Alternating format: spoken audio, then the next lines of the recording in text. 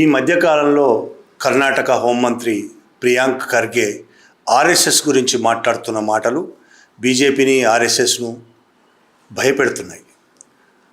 ఆయన ఒక రకంగా RSS వెంటబడుతున్నాడు, Mohan Bhagwat వెంటబడుతున్నాడు. RSS registration ఎందుకు చేసుకోదని, ఆర్ఎస్ఎస్ తన వసూలు చేస్తున్న వేల కోట్ల రూపాయల లెక్కలు ఎందుకు చెప్పదని, ఈ విధంగా ఆయన వెంటబెడుతూ ఉంటే ప్రతిరోజు దాని మీద భయకంపితులైపోతున్న ఆర్ఎస్ఎస్ బీజేపీ వాళ్ళు రకరకాల దాడి మొదలుపెట్టారు. ఒకటి ప్రియాంక ఖర్గే మీద దాడి చేస్తున్నారు. ప్రియాంక ఖర్గే మీద మాటల దాడి చేస్తూనే ప్రియాంక ఖర్గే తండ్రి మల్లికార్జున్ ఖర్గే కాంగ్రెస్ అధ్యక్షుడు, రాజ్యసభలో నాయకుడు, కాంగ్రెస్ నాయకుడు, ప్రతిపక్ష నాయకుడు, ఆయనను కూడా ఇబ్బందులు పెట్టే కుట్రలు పన్నుతున్నారు. ఈ మధ్యకాలంలో బీజేపీ ఎంపీ రమేష్ జిగజినగి, రమేష్ అనుకుందాం, రమేష్ మాట్లాడిన మాటలు నిజంగా దేశవ్యాప్తంగా వివాదమైనవి.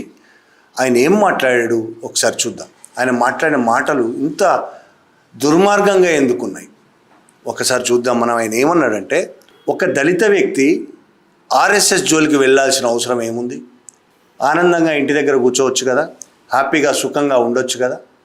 ఇది ఆయన మాట్లాడిన మాట. ఎవరి దళిత వ్యక్తి అని ఆయన అంటున్నది?